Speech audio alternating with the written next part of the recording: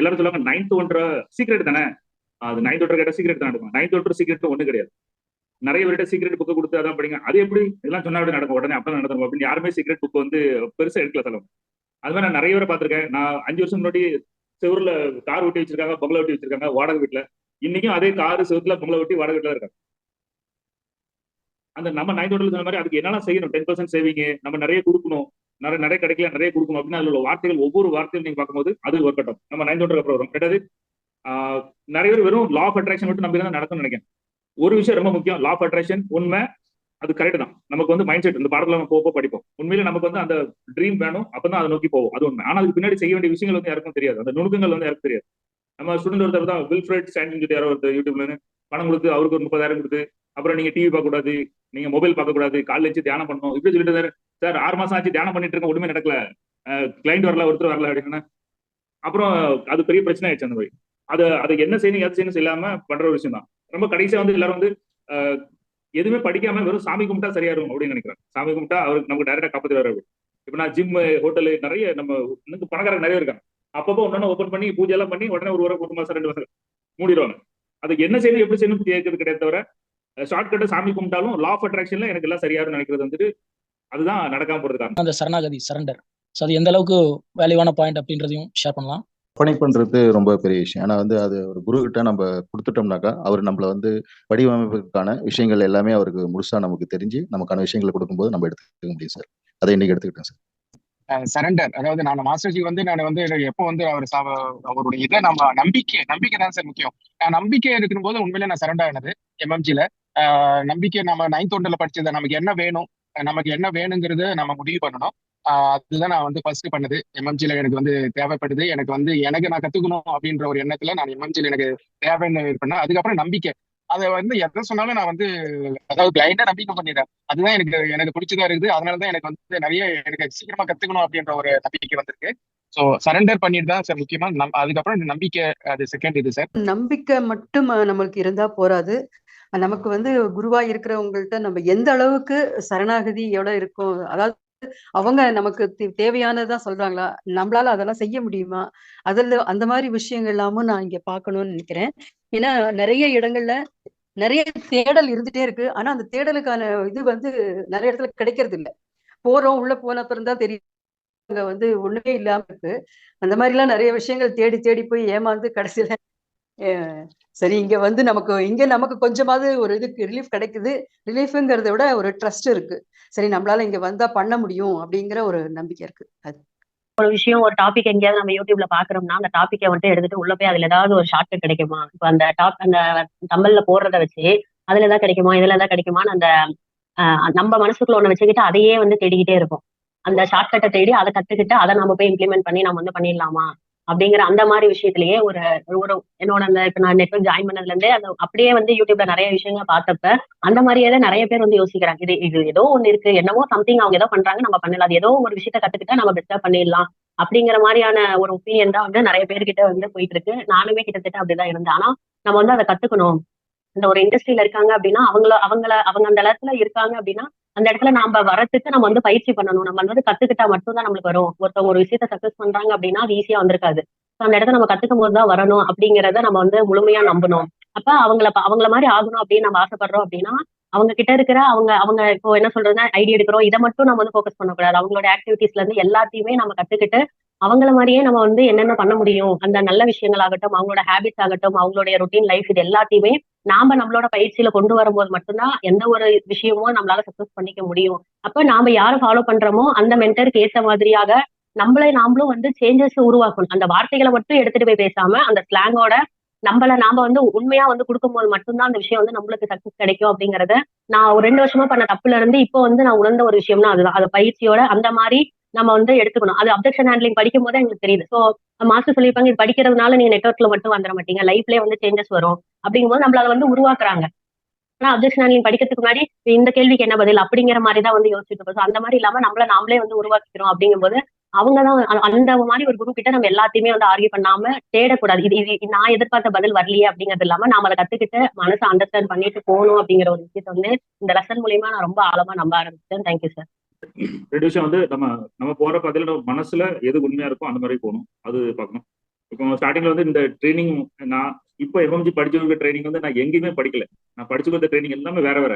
முதல்ல 99 ரூபா கொடுத்து கூட்டணும், அப்புறம் கூட்டு வந்துட்டு நம்ம எல்லாத்தையும் ஜிமிங்ஸ் காட்டணும், அப்புறம் பணத்தை வாங்கிடணும். அப்படிதான் வந்து நான் படிச்சேன். ஆனா அப்படி செஞ்சும் பார்த்தேன், எனக்கு மனசாட்சி ஒத்துக்கல, இது ஒத்துக்கல. அப்புறம் அந்த ட்ரைனிங்ல வந்து கூட்டம் வந்ததுக்கு அப்புறம் தான் நீங்க வெளியே வரணும் அப்படி வெயிட் பண்ணி வச்சுட்டாங்க. அப்புறம் கூட்டம் வந்து வெளியே வச்சா லேட் ஆகி போச்சு. நான் மௌனம் இதுக்கு முன்னாடி தள்ளிட்டேன்னா கொண்டு போடும். 9 மணி தான், 9 மணிக்கு ட்ரைனிங் ஸ்டார்ட் ஆகணும். சிலவங்க நம்ம என்னெல்லாமோ சொல்லுவாங்க, நம்ம மனசுக்கு என்ன படுதோ நம்ம அப்படி செய்யணும். மனசுக்கு என்ன படுதுன்னா உண்மையா நேர்மையா இருக்கணும். அதுதான் உங்களை வந்து பெரிய லெவல்ல கொண்டு வரும். ஒண்ணு எம்எம்ஜி மாடல் என்ன அப்படின்னா, எல்லாரும் வாங்க பாருங்க படிங்க, எம்எம்ஜி நம்பிக்கை வருமா, எம்எம்ஜி படிக்கலாமா, இல்லாட்டி எவ்வளவு தூரம் இருந்து நீங்க காம்பவுண்ட் சோருக்கு வெளியே இருந்து இப்படி பாத்துட்டு இருங்க அப்படி போட்டோம். என்னைக்கு உங்களுக்கு நம்பிக்கை வருதோ இல்ல கண்டிப்பா நான் சீரியஸா படிக்கணும்னா அப்ப உள்ள வாங்க. ஒண்ணு, நீங்களும் உங்க நெட் மார்க்கெட்டிங்ல எல்லா ப்ராஸ்பெக்ட் பாக்கீங்களோ போனவன் இன்னைக்கு போட்டு கோழி அமுக்கணும் இன்னைக்கு சொல்லி முடிச்சிடணும் அப்படின்னு நினைக்காதீங்க. நமக்கு காலம் ஃபுல்லா வேணுமா இல்லாட்டி இன்னைக்கு மட்டும் வேணுமா? இன்னைக்கு நீங்க ஏமாத்தி ஜிமிக்ஸ் பண்ணி பைசா பிடிக்கலாம். ஆனா ஒரு 2 வருஷம் கழிச்சு என்ன ஏமாத்தானா அப்படின்னு சொல்லுவாங்க. ஆனா அதே மாதிரி உங்களுக்கும் தெரியும் இல்லையா, நீங்க அவங்களை ஏமாத்துறீங்க, ஏதோ பொய்யெல்லாம் சொல்லி அமுக்குறீங்க அப்படின்னு. இதுல போய் நம்ம பெரிய சக்சஸ்ஃபுல் ஆக முடியாது. நம்ம நேர்மையா உண்மையா இருக்கும். ஒண்ணு, நான் எல்லா பாயிண்ட்ஸ் ஒன்னு சொல்லிடுறேன். Understand and travel. ரெண்டாவது, கோச் ஆகணும் நம்ம எவ்வளவு சம்பாதிக்கலாம். இங்க எல்லாரும் கன்சல்டிங்ல வரும்போது எனக்கு இவ்வளவு கோடி சம்பாதிக்கணும் சார், இவ்வளவு வீடு வாங்க சார், இவ்வளவு கடன் இருக்கு சார், இவ்வளவு சேரம் பிடிக்கும் சார். சரி, அதுக்கு நான் நெட் மாட்டிக்கணும். சரி, அதுக்கு வந்து அந்த ஆட்களை தேடிட்டு இருக்கேன் அப்படின்னு. நான் கேட்கிற கேள்வி ஒரே ஒரு கேள்வி, எத்தனை பேர் உலகத்துல உங்களை உங்க கடத்தை வந்து நீக்கி நீங்க வாழ்க்கையில பெரிய ஆளாகி சந்தோஷமா அப்படி ஆக்கிரோடா அப்படின்னு உங்க டீம்ல எத்தனை பேர் இருக்காங்க? உங்க சொத்தக்காரன் ஃப்ரெண்ட்ஸ் எத்தனை பேர் சொல்றாங்க நான் இவரை பெரிய பணக்காரன் ஆகியே காட்டுவேன், இவர் கடத்துல இருந்து வெளியே கொண்டு வந்து காட்டுவேன் அப்படின்னு எத்தனை பேர் உங்க குரூப்ல இருக்காங்க? ஒரு பயம் கிடையாது. எல்லாரும் அவன் சம்பாத்தியத்துக்கும் அவன் நல்லா இருக்கும் அவன் பண்ணிட்டு மட்டும்தான் அவங்க பார்ப்பாங்க. நம்ம ஒருத்தர் கிடையாது. கரெக்டா? ஒருத்தர் அந்த மாதிரி கிடையாது. எல்லாருமே அவங்க ஓகே. நான் என்ன கேட்கிறேன்னா, எல்லாரும் அவங்க பொண்டாட்டி பிள்ளைல பார்க்கறது மட்டும் இருக்கும்போது நீங்க மட்டும் ஏன் கடன், எனக்கு கடன் வாங்கணும், என் கடன் சரியாகணும், நான் சம்பாதிக்கணும், நான் கார் வாங்கணும், நான் பெருமை அடையணும், நான் பேரு புகழ் வாங்கணும் அப்படின்னு நமக்கு மட்டுமே தேடிட்டு போனா எப்படி நம்மகிட்ட வருவாங்க மக்கள்? அந்த இதை இடிக்கா நீங்க உங்களுக்கு தேவைன்னு போறீங்க, அவங்களுக்கு தேவைன்னு. 2 பிச்சைக்காரர் எப்படி ஒரு டீல் நடக்கும்? நீங்க அவங்களுக்கு என்ன தேவையோ அது கொடுங்க. இன்னைக்கு எம்எம்ஜில 5 வருஷம் 10 வருஷம் இவ்வளவு வருஷம் மக்கள் டிராவல் பண்ணுறாங்க. அவங்களுக்கு என்ன தேவை கொடுக்கும். அவங்களுக்கு கொடுக்கலாம் ஓகே. அடுத்தவங்களுக்கு என்ன தேவை கொடுக்கும்போது நம்ம 9 சொன்னதான் உங்களுக்கு சரியா கிடைக்கலையா நீங்க நிறைய கொடுக்கலன்னு அர்த்தம். சோ கொடுக்கறத பண்ணுங்க. இன்னொரு நேற்று ஒரு பியூட்டிஃபுல் கோர்ஸ் வந்து படிச்சேன். நீங்க யாரை கல்யாணம் பண்ணணும் அப்படின்னா உங்களுக்கு எவ்வளவு கொடுக்க ரெடி, எவ்வளவு பவுன் போடுவாங்க, எவ்வளவு நகை போடுவாங்க, எவ்வளவு வீடு கொடுப்பாங்க, கார் கொடுப்பாங்க, அதே மாதிரி அவன் எவ்வளவு கொடுப்பான், அவன் செட்டில்டா கவர்மெண்ட் வேலை, அவன்கிட்ட எவ்வளவு செட்டில் இருக்கு அப்படின்னு எவன் எவ்வளவு கொடுப்பான் அப்படின்னு கல்யாணம் பண்ணாதீங்க. எவ எவ்வளவு கொடுப்பா அப்படின்னு லவ் பண்ணாதீங்க. யாரு எந்த பேக்ரவுண்டு அப்படின்னு லவ் பண்ணாதீங்க. யாரு தியாகம் பண்ண ரெடி, எனக்கு புள்ளரி, யாரு தியாகம் பண்ண ரெடி, உங்களுக்காக எந்த தியாகம் பண்ண ரெடியா அவனை கல்யாணம் பண்ணுங்க, அவளை கல்யாணம் பண்ணுங்க. உங்க டீம்ல யாரை வைக்கணும் தெரியுமா? யாரு தியாகம் பண்ண ரெடி அவங்கள வச்சுக்காங்க. யாரு எவ்வளவு பணம் கொடுப்பா வேணும். நான் எம்எம்ஜி மாடல் எனக்கு வருது 5 கோடி முதுமலைப்பேட்டை பக்கத்துல ஒருத்தர் பண்ணிடுற அவங்களோட சொந்தக்காரர் ஒருத்தர் 5 கோடி வச்சிருக்காரு. எப்படி இன்வெஸ்ட் பண்ணணும் அப்படின்னா ஆஸ் யூசுவல் கன்சல்டிங் புக் பண்ணி 5 கோடி எப்படி ப்ராப்பரா இன்வெஸ்ட் பண்ணலாம். 5 ஒயின் ஷாப் இருக்கு. அவங்களுக்கு நான் பேசுறேன், சார் உங்க ஸ்பீச்ல சூப்பர், உங்களோட ட்ரைனிங் எடுக்கணும் அப்படின்னா 2 லட்ச ரூபா ட்ரைனிங் கேட்டா தருவாங்க, தர மாட்டாங்களா? இல்ல, ஏன்னா அவங்களுக்கு நமக்கு ஒத்து வராது, அவங்களோட மாடல் ஒத்து வராது, அவங்களோட ஸ்டைல் பணம் இருக்கிற திமிர் இருக்கும். அதனால இல்ல. சோ பணத்தை வங்காதீங்க.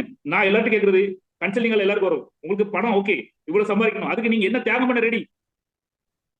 அதுதான் அடுத்த கேள்வி வரும். நீங்க எவ்வளவு ஃபீஸ் கொடுப்பீங்க அதனால எம்எம்ஜில சேர்க்க மாட்டாங்க. அதுக்கு நீங்க தியாகம் பண்ண ரெடியா?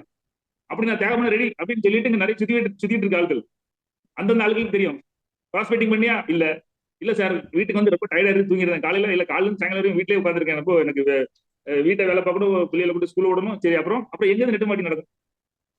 யார் என்ன கொடுக்கான்னு முக்கியம் இல்ல, எவ்வளவு தியாகம் பண்ண ரெடி. ஒருத்தன்ட்ட எவ்வளவு இருக்கா கொடுக்கானோ அவருக்கு சொத்த மட்டும் தான் கொடுப்பான்.